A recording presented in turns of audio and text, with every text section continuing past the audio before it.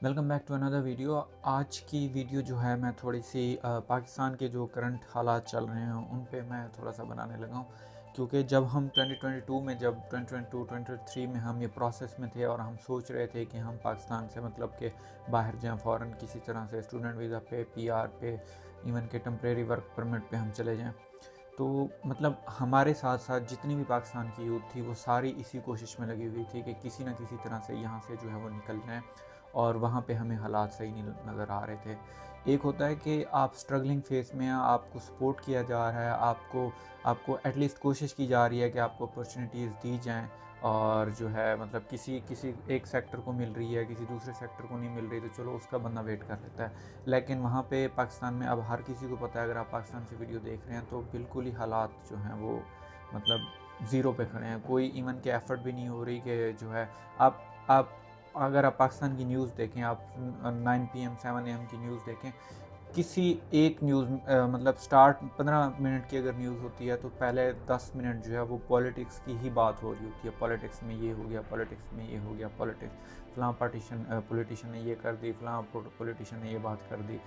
अब आपका जो टोटल कंसर्न है वो आपकी कोई कोई बात नहीं होती। आपके इवन कि आप पार्लियामेंट में देख लें, इवन कि पार्लियामेंट तो पपेट जो बैठे हुए हैं उन्होंने तो वही बात करनी है, लेकिन कितनी बात होती है कि हम नए इन्वेस्टर्स को यहाँ पे लेके आएँ, नई इंडस्ट्रीज़ लगाएं, हमारी जो यूथ है उसको किस तरह से हमने एम्पावर करना है, इवन कि एजुकेशन सिस्टम जो हमारा एक आउटडेटेड एजुकेशन सिस्टम है उसको किस तरह से इम्प्रूव करें,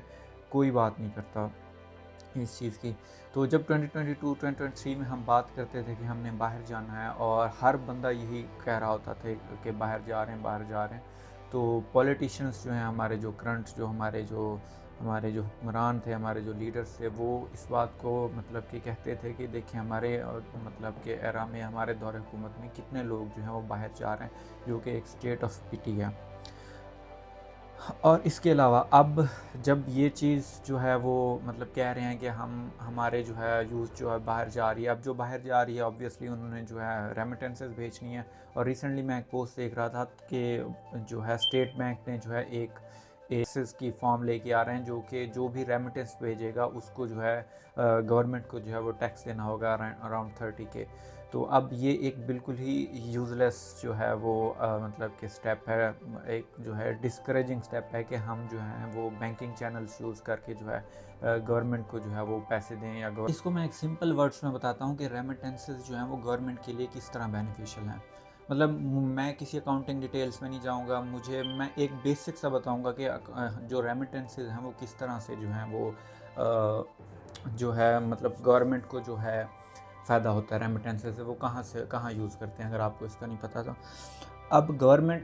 पाकिस्तान की गवर्नमेंट है, पाकिस्तान की गवर्नमेंट सेल्स टैक्स लेती है, उसके अलावा जो है इनकम टैक्स लेती है, डिफरेंट फॉर्म्स ऑफ टैक्सेस हैं जो कि गवर्नमेंट जो है अपने बिजनेसेस से और अपने इंडिविजुअल से वो कलेक्ट करती है in the form of PKR rupees. अब पाकिस्तान में हर चीज़ खुद नहीं बनती है, पाकिस्तान के पास हर चीज़ सेल्फ सफिशिएंट नहीं है।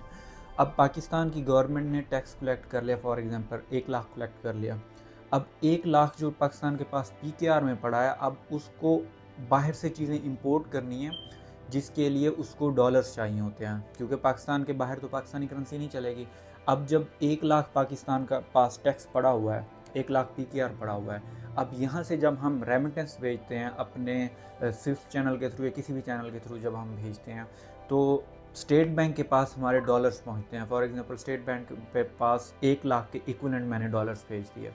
अब स्टेट बैंक क्या करेगी, वो डॉलर्स अपने पास रख लेगी और मुझे 1 लाख दे देगी, मेरी फैमिली को या जिसको भी मैं भेज रहा हूँ। तो अब वो जो 1 लाख के अगेंस्ट उसके पास डॉलर्स आ गए हैं, वही डॉलर्स जो है वो यूटिलाइज़ करके इंपोर्ट कर सकती है, जिसमें ऑयल इंपोर्ट आ जाता है, और इसके अलावा जो हम इलेक्ट्रॉनिक्स की चीज़ें इंपोर्ट करते हैं जो हमारे पास मैन्युफैक्चर नहीं होती, वो सारी जो हैं वो इस डॉलर्स को यूज़ करके वो इंपोर्ट कर लेते हैं। अब जब आप एक एक चीज़ पे, क्योंकि हम एक तो हमें एक्सचेंज रेट एक कम मिलता है बैंकिंग चैनल्स के थ्रू भेजने से, और दूसरी हम फ़ीस भी पे करते हैं उसकी, और तीसरी बात ये कि जब हमें अपनी गवर्नमेंट जो है वो अलहदा एक टैक्स चार्ज कर देगी, तो ये थोड़ा सा जो है जो पाकिस्तानी सिटीजन ओवरसीज़ पाकिस्तानीज़ हैं वो थोड़ा इसको देखेंगे कि हम एक फ़ीस भी पे कर रहे हैं, प्रॉपर चैनल के थ्रू भेज रहे हैं, और उसके अलावा जो है इसमें मुल्क की भी बेहतरी हो रही है, लेकिन फिर भी वो इस बात को समझ नहीं रहे। तो मेरा नहीं ख्याल कि कोई ओवरसीज़ पाकिस्तानी जो है इसको प्रॉपर बैंकिंग चैनल्स के थ्रू जो है वो पैसे भेजने की कोशिश करेगा। अब मैं इसके अलावा मैं एक एग्जांपल देता हूँ कि यहाँ पे जो है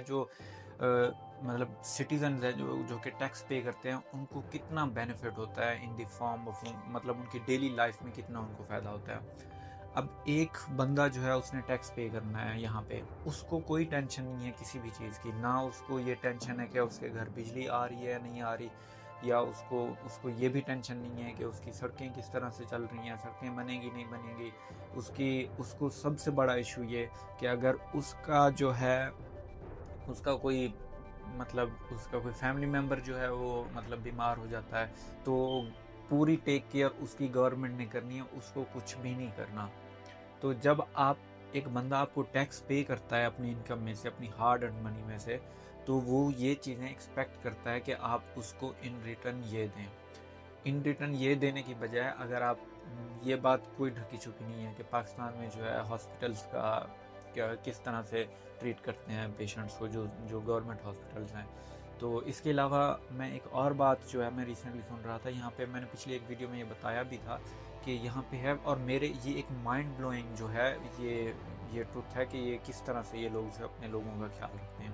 अब यहाँ पे एक एजेंसी है NDIS, national disability insurance scheme.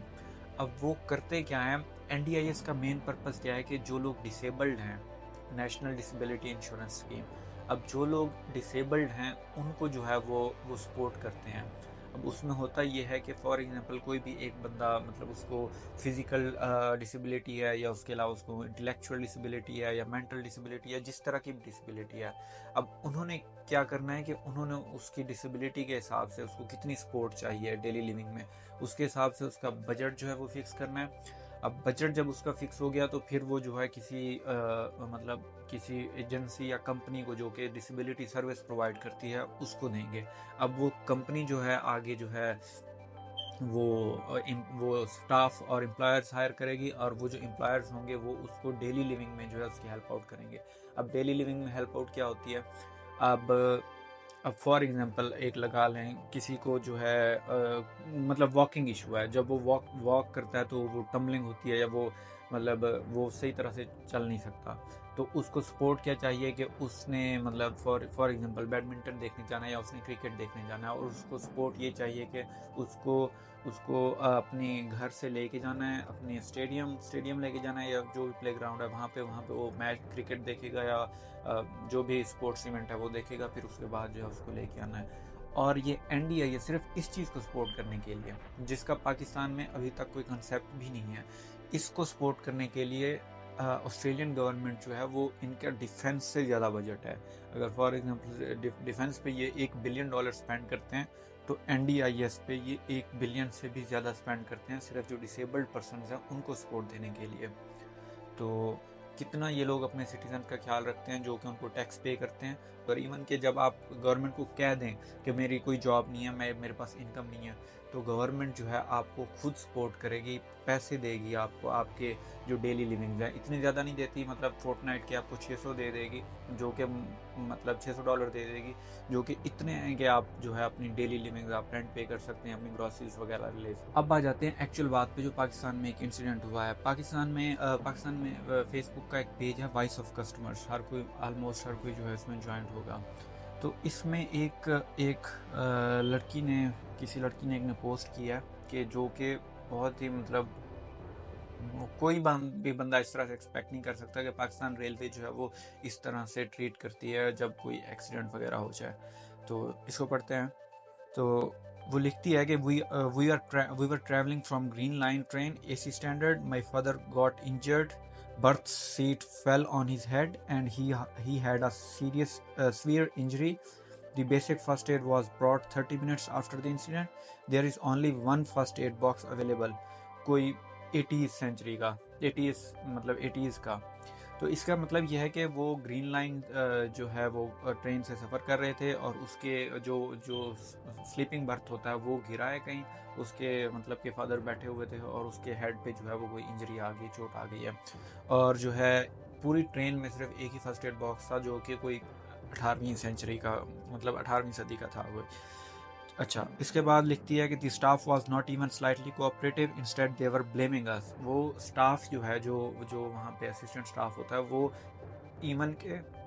Blame कर रहा था उनको, उस फैमिली को, कि आपने जो है वो जानबूझ के उसको तोड़ा है और आपके जो है आपकी वजह से ही गिर के आपको लगा है। इसके बाद लिखती है कि there was no doctor on board to cater the emergency situation, we did everything on our own, the train manager behaved pathetically. एक ये है कि यार इन सिचुएशंस में एटलीस्ट आप एक स्टाफ मेंबर बन के ना ट्रीट करें, एटलीस्ट आप एक ह्यूमन बीइंग भी बन के ट्रीट करें। आपके पास फैसिलिटीज़ नहीं है, आप उसको छोड़ दें, एटलीस्ट आप उनको थोड़ा सा सपोर्टिव बिहेवियर तो शो करें। आपकी ये जॉब है उनको असिस्ट करना, उनको सपोर्ट करना, लेकिन आप वो चीज़ें कुछ भी ना करें। एटलीस्ट उनको जो है एक बिहेवियर तो अच्छा करें, इसके साथ जो है आप उनको थोड़ा सा सिंपैथेटिक तो बिहेव करें। इसके बाद वो लिखती है कि there is no emergency number, no train staff, yet they are carrying hundreds of precious life. इसके अगर आप देखने आप मतलब ट्रेन पे सफ़र करें इन मिडल ऑफ नोवेयर, अगर किसी को हार्ट अटैक आ जाए और ट्रेन जो है उसमें, मतलब हार्ट अटैक नहीं, कोई भी ऐसी सीवियर जो है वो कंडीशन बन जाए, तो अगर ऑन बोर्ड एक डॉक्टर ये नहीं बिठा सकते तो फिर ये इनका बिजनेस करने का क्या फ़ायदा है। इसके बाद वो लिखती है कि we are still in shock trying to manage thing around, there is no treatment given till now, we are reaching Hyderabad in 3 hours and we don't know what doctor will treat our father, just now the manager came again very casually, zero empathy. अब आपका एक tax payer citizen जो आपको अपनी hard earn money से आपको tax पे करता है, इसके बाद जो है वो उसने ट्रेन की टिकट पैसों से परचेज की है, पैसों से परचेज करने के बाद जो है आप उसको इस तरह से इससे ट्रीट कर रहे हैं, तो we are living in hell. जब आप एक हेल में रह रहे होते हैं, आप एक मेस में रह रहे होते हैं और आपके इर्द गिर्द सारे मतलब उसी इन्वायरमेंट में रह रहे हो, तो आपको फील नहीं होता। लेकिन जब आप उस मेस से बाहर निकल के किसी और लोगों को देखते हैं जो फैसिलिटीज़ वो ले रहे होते हैं, तब आपको फील होता है कि आप जो है वो कहाँ पे रह रहे हैं और आपकी जो वो सिचुएशन है कहाँ पे है। तो ये थी आज की वीडियो, और ये मुझे तो बहुत ही, पता नहीं आप इसको किस तरह से लें, लेकिन मुझे ये बहुत ही माइंड ब्लोइंग लगी कि आप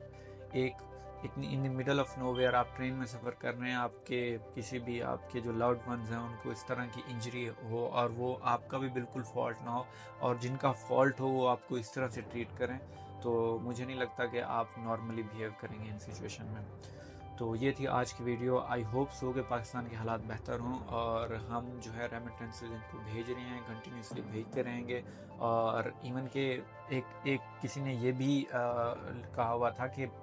जिस तरह ऑस्ट्रेलिया जो है, ऑस्ट्रेलिया एजुकेशन जो है, इनकी एजुकेशन मीन्स के जो इनकी यूनिवर्सिटीज़ हैं और जो बाहर से स्टूडेंट्स आती हैं, ये एक तरह की ये इनकी एक्सपोर्ट है। ये चीज़ें जो हैं वो एक्सपोर्ट करते हैं, लोगों को अपनी एजुकेशन देते हैं और जो है उनके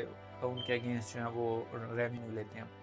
तो मुझे एक दोस्त कह रहा था कि पाकिस्तान की जो है वो यूथ जो है वो एक एक्सपोर्ट है। वो जो मतलब ब्राइट माइंड्स हैं पाकिस्तान के, जो वहाँ पे जो कि पाकिस्तान की तरक्की में या पाकिस्तान की डेवलपमेंट में जिन्होंने काम करना था, वो पाकिस्तान को नहीं चाहिए। वो कहते हैं कि हमें ये नहीं चाहिए, ये हमारी एक एक्सपोर्ट है, ये हमारा एक प्रोडक्ट है जो हम आपको भेजेंगे, आप इसको यूटिलाइज़ करें, आप इनसे काम करवाएं, आप इनको जो भी करवाना है इनसे करवाएं। ये हमें जो है बाद में जो हमें डॉलर्स भेजते रहेंगे और हम इसी तरह से सर्वाइव करते रहेंगे। तो आई होप सो कि उनको रियलाइज़ हो कि जो यंग माइंड्स हैं वो जो बाहर जाके इंजीनियर्स बन रहे हैं, डेवलपर्स बन रहे हैं या बाहर जाके डॉक्टर्स बन रहे हैं, वो लोग यही पाकिस्तान में उनको अगर अपॉर्चुनिटीज़ मिलें तो ये पाकिस्तान में बैठ के जो है आपकी रिसर्च एंड डेवलपमेंट करके आपके लिए कुछ बेहतर कर सकते हैं। मिलते हैं नेक्स्ट वीडियो में।